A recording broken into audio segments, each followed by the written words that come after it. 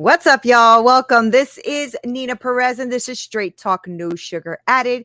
And as you know, I go around this amazing planet of ours trying to find the best humans on it to come on here to grow, challenge, and transform your thinking. Now, I found this amazing artist, and I'm so glad she is here. So her name is Katherine Klimitas, and I think I might have said that right. Did I say that right? You're close. It's Klimitas. Klimitas. She You're close. is a New Orleans based artist and designer and who sold her first watercolor at the age of 10. And when clients learn that Catherine has osteogenesis imperfecta, which is also known as brittle bone disease, they are captivated by her unique perspective. Now, she and her parents stopped counting her broken bones at 500 at the age of 10, and she's 2 feet 7 inches tall. And she gets around in an electric wheelchair and creates all of her art, her jewelry, and her commercial graphic design while lying on her side. Catherine, I'm so glad you are here. Thank you for taking Thank the you. time. I appreciate it. Thank you for having me. I'm excited. Yeah, I'm excited you're here. This is fantastic. I love artists. I love the creativity that comes with that and the way you have to think sometimes like you're like a child, and I love that. I wish we would never get rid of that, childlike artistic love for things, that we have in our lives. So I'm glad you do that. So, you know what, Catherine? I know that you gave me your bio. I read some of it, but I really want to know a little bit more about you. So tell me a little bit about you, Catherine. Tell me about you. Yeah, so as you mentioned, I'm from New Orleans, Louisiana. I've lived here since I was 8 months old. So I literally am from New Orleans, Louisiana. Right. Um, I grew up with two parents who were veterinarians. So I have always had pets in my life. We've had literally everything. We've had, of course, dogs and cats, but we've also had birds and snakes and tarantulas, and we've had it all. Nice. Whether that was in our house or at their offices, one or the other. So yeah, so animals are have always been a huge part of my life. And as you mentioned, I was born with a genetic bone disease called osteogenesis imperfecta, which basically just means my bones break easily and they grow abnormally. It's caused by a collagen deficiency, which, Mm, for those of you who don't know, collagen is the material that makes up your body, literally. It makes up yeah. your skin and your bones and your connective tissue. So when you don't make the right kind of collagen or you don't make enough, it causes a lot of problems. So Mhm, mhm. the biggest symptom, as you mentioned, is that I break bones a lot. We did stop counting when I was 10, around 500. Wow. But I mean, there are some other symptoms as well. Like there's hearing loss and some digestive issues and some other more minor things. Some people have skin problems. I'm lucky, I don't. But, there are some other things that go along with it. But my parents made sure that I was always in a mainstream school. So most of my life, I guess up until I was a senior in high school, I was the only person in a wheelchair in my school. There was another person when when I was a senior, and so growing up was a little bit different for me than for those around me. Um, Mhm, mhm. Instead of the only other option here within this area of the country would be to put me into a special ed school, and the problem with that is that most of those schools cater to mentally disabled people, and unfortunately, I mean, that would not be a good place for me. I Right. would have been bored out of my mind, and Right. so my parents pushed to have me go to a private grade school and then a public high school, and yeah, and so as I said, I was smart, and my mom was constantly trying to find things for me to do because I couldn't run or walk or go play with my friends outside when they were doing Right. that. And so she gave me my first watercolor set when I was 5. And from that point on, I just got completely hooked on art because it was something, I mean, it was something literally to keep me busy at first. Mhm, But it mhm. ended up being something I really enjoyed and something I was pretty good at. And so she got me into all kinds of classes. I, of course, took art in school, but then I also took every summer camp. I went to every summer camp in a 30-mile radius, that they could get me into. And then I had several private art teachers while I was in school and during the summers and on the weekends. So it was great. I got to experience a lot of different media by the time I was a teenager, and I would bring my paints to the office with me when I had to go with my parents on like the weekends or after school or whatever. And because I was bored, I would just start painting their patients, just Like the nothing else to do. animals. Yeah, and it was crazy because eventually clients started paying me to do that, and I was like 12. So it's really cool when you start making money as a teenager or Yeah. a very teenager. And the flip side of that, though, was that my mom said, "Okay, well, you're making money now. That means you can pay for all of those things that you want when it's not your birthday or Christmas." Right. Of course, she would still pay for what I needed, but all those extras, yeah, I had to pay for those. Um, and it was great because it taught me money management skills when I was a kid, and it's super helpful since I run my business today. You know, so Right. Right. um, so yeah, that's kind of me in a nutshell. Today, I do a lot of watercolor art. It's kind of no surprise that my subject matter is almost always animals, just because it's what I know and what I love. What you love, yeah. Yeah, and I went to Loyola University here in New Orleans and graduated with a BA in graphic design. Um, Nice. yeah, I decided originally I was going to go for fine art, but I decided that the amount of art I would have to put out to support myself financially would Mm. be physically impossible. I mean, Mhm, there's mhm. just no way. And so I said, well, I have already taken all these classes, so what can I do? And I said, well, I still want to be creative. I still want to do something. I still want my day job to be something that I enjoy most of the time. So Mhm. I went ahead and switched my major to graphic design, and I mean, it's good.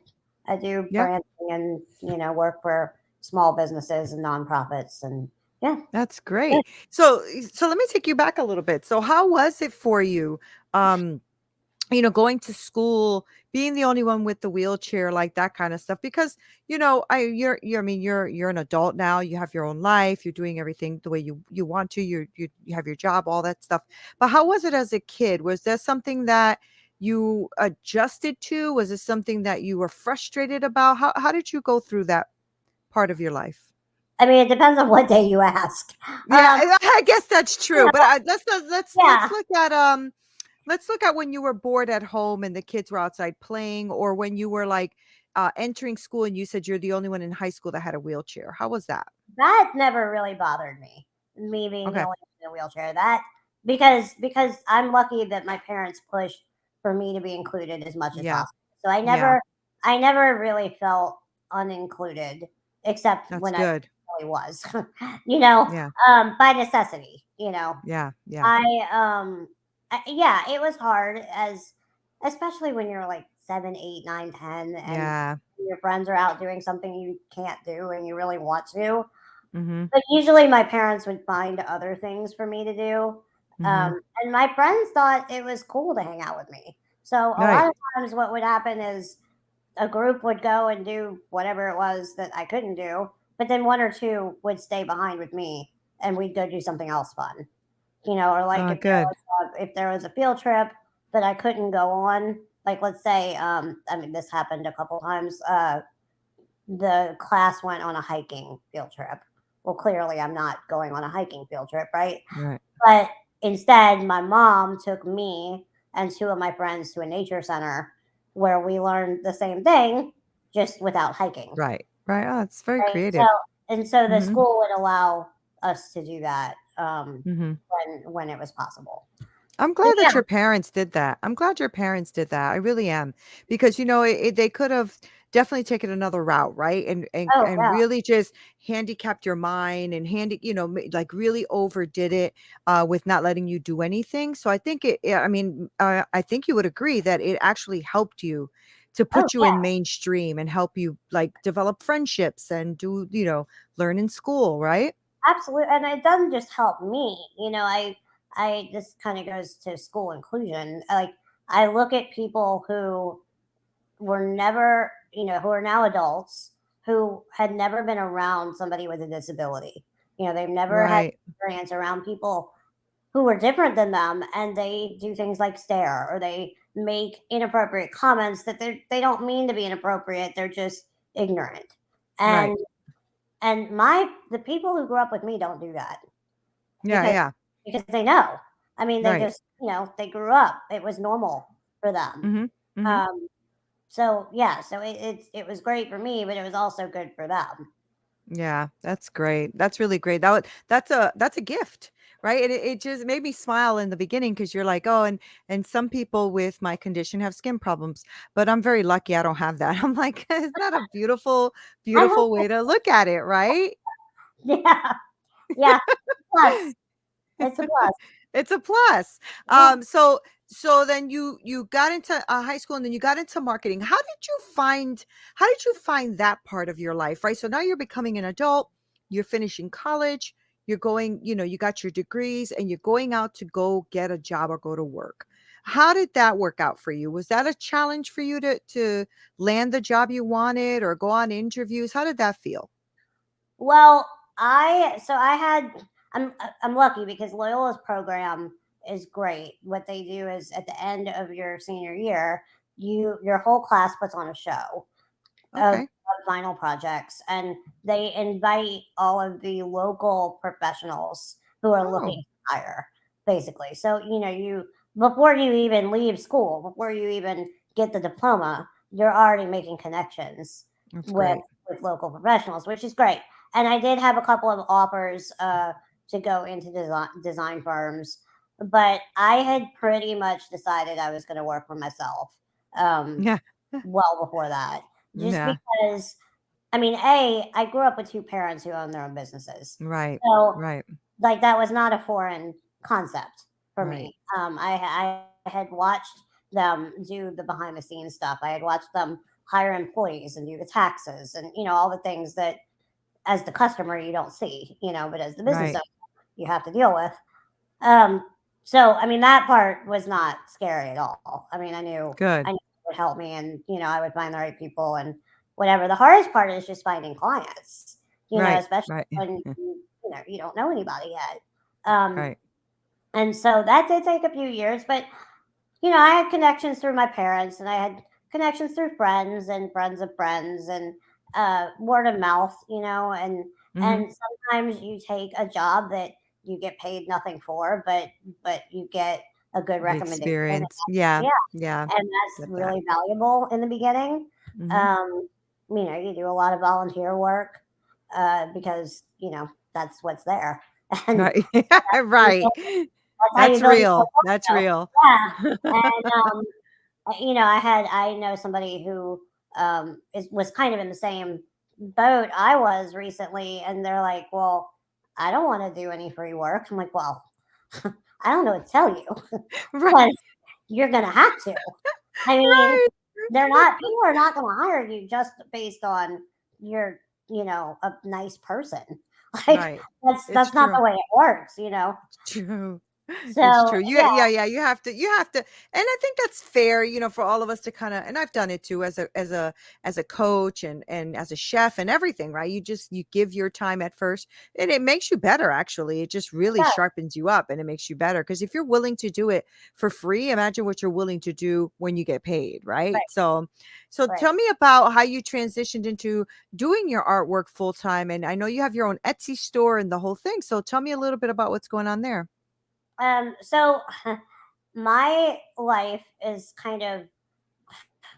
it's kind of segregated into painting and design and jewelry, but that's not quite as often. Um, it's mainly painting and design, and Okay. so it all depends. People say, "Oh, well, do you paint on certain days and design on certain days?" in a perfect world, yes, but this is not a perfect world, and I have tried to make that happen, but I Right. always fail. It never works. It never works because I'll be painting. And then I'll get the call from the client. Oh my God, the printer, blah, blah, blah, blah. They need this, this, and this, and they need it in 45 minutes. Of You know, course. Of and course. yeah, and so of course, I have to stop and deal with the design work and whatever. And yeah, it never works out. But so yeah, so I do a little bit of both, which is great. It's great for my brain because it Right. lets me use my brain in different ways. Uh, Yeah. and I think have made this very clear, but I get bored very easily. So it's great for me to have a couple of different options, a couple of different things to do, a couple of different ways to make money.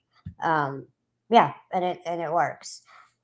I had pretty much decided that I was going to work myself out of my home just because, Okay. there are days where I really hurt and I can't Yeah. do things or I can't move right or, putting on a bra is impossible. I mean, Right. like Right. there are a lot of days like that. And, when you're at home, all the accommodations you need are right. Right. Right. Right. And I can work my schedule around, like I have an aide with me all the time. I have to be compliant to their schedule. Also, Mhm. I Mhm. live with my mom, so her schedule, um, all that. And we also have 5 dogs, so they take a lot.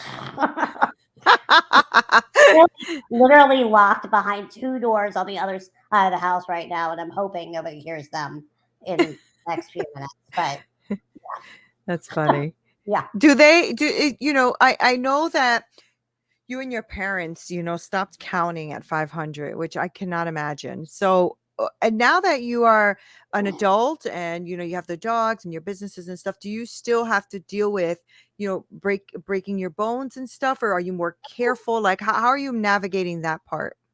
No, I mean, so what happens is when you go through puberty, your breaking rate goes down significantly. I Okay. also my parents had a couple of surgeries done on me when I was really young. Like I think the first ones were I was like 4, and the next one maybe I was 7, something like that.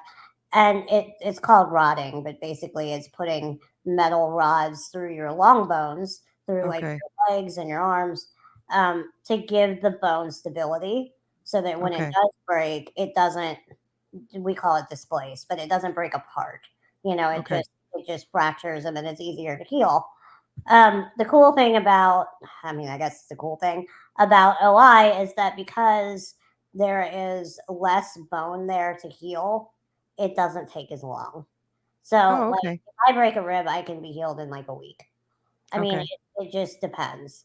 And it depends on where it is and how bad it is, and if I'm doing all the things I'm supposed to be doing to get it well, which is, hit or miss sometimes.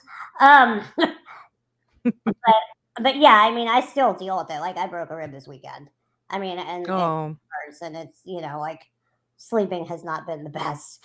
The best. Oh, and you're on here with It's me? like, That's so no, it's sweet. fine. It's like it just it happens. I mean, it still happens. It's Yeah. certainly not to the degree that it used to be. Yeah. Um, Oh, I mean, good. I don't know that there were very few days where I didn't go to school with something wrapped. Yeah. An arm, a Yeah. leg, finger, whatever, something. Yeah. Yeah, Yeah. I'm sure. I'm sure. So tell me about, you have a book also, don't you? I do. I have 2 books.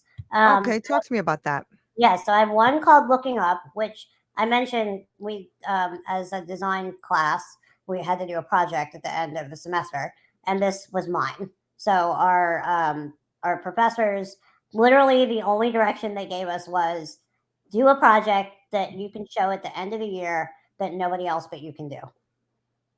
That's it. That's all we got. Wow. And so um and I mean they helped us, they guided us and everything, and we had to submit 3 ideas to them, and then they helped narrow it down and helped us kind of flush it out and make it happen.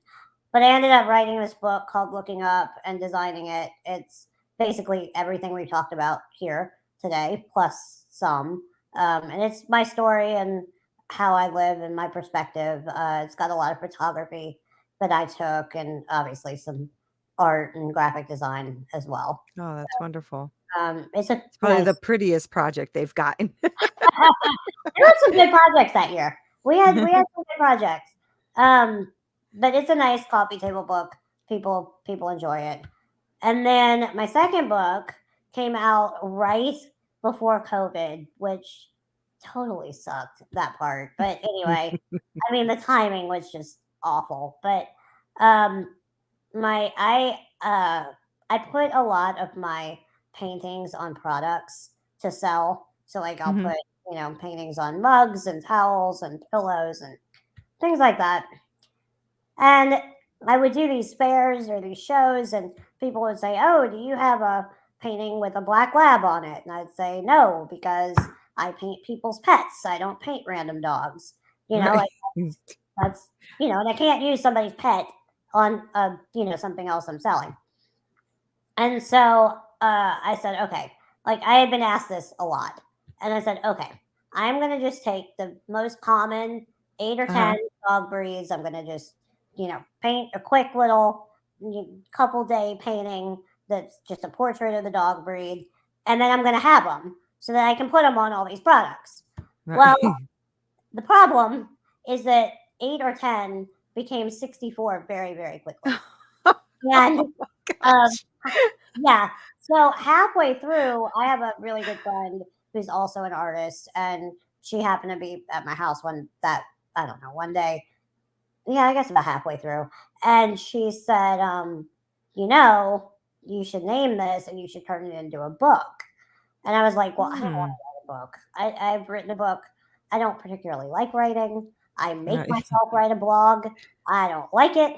Like I don't want to do that. And she said, well, you can hire a writer. I said, huh, well, that's possible.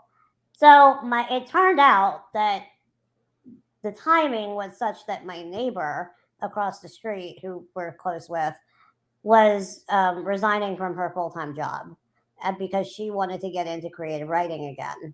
Ah. And yeah, she was a lawyer and wanted to get into creative writing again. And so she was over one night having wine or something, and I was telling her about it, and she said, "Well, I want to try out for it. I want to submit something, to see if you like my writing style."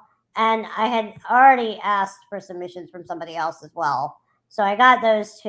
And Yvonne, her name is Yvonne, submitted something that was written from the perspective of the dog, and it was Oh, so cute and so that is so clever. cute. Yeah, it Yeah. was great. And yeah, and that was it. I was like, yes, perfect.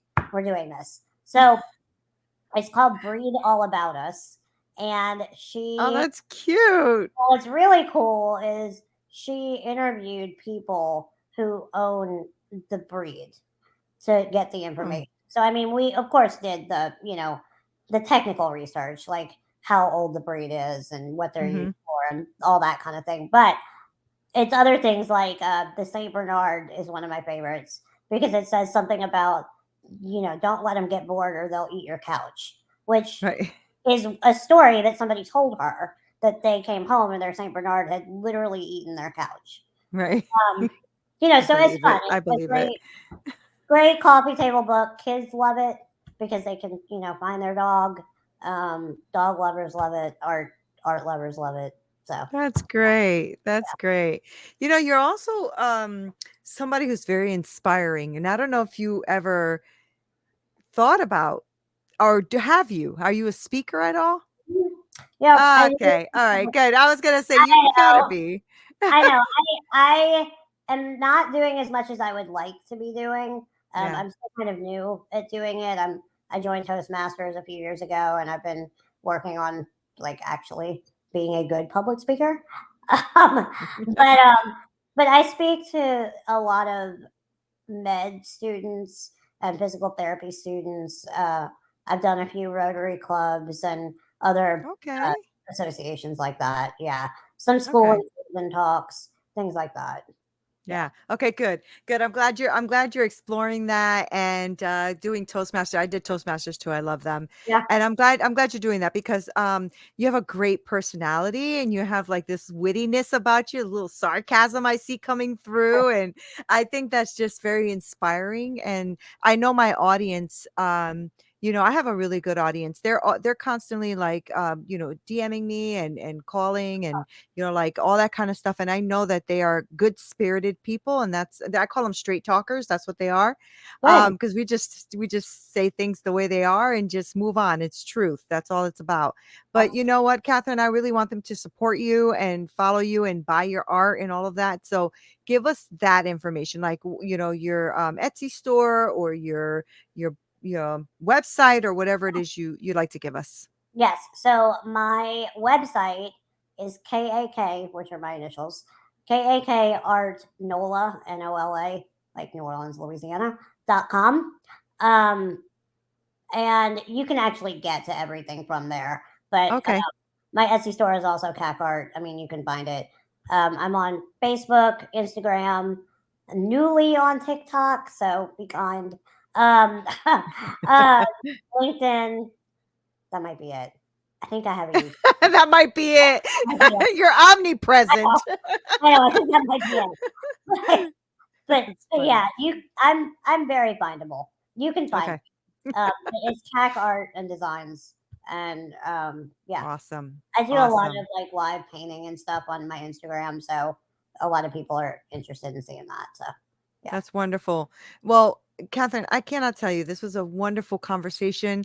I'm so glad you came on. I'm sorry about your rib, but I'm really glad you're here and that you were able to share, love and light and share this space with me because I love speaking with people that really take life by the horns, no matter what life throws at them. And that's how I see you, just taking life by the horns and doing what you got to do because you want to, and I just admire people like that. And I admire you. So thank you Well, thank you. so, so much for being here. Thank you for having me. I enjoyed it. I'm really grateful. I'm really grateful. Guys, thank you guys so much for joining us and hanging out with us. I know you love Catherine because I do. So I know you do. I'm going to make sure to link all of her information below so that you don't miss anything and that you can go ahead and follow her, buy her art, support her, buy her book, all that phenomenal stuff. Thank you guys for being here. Until next time.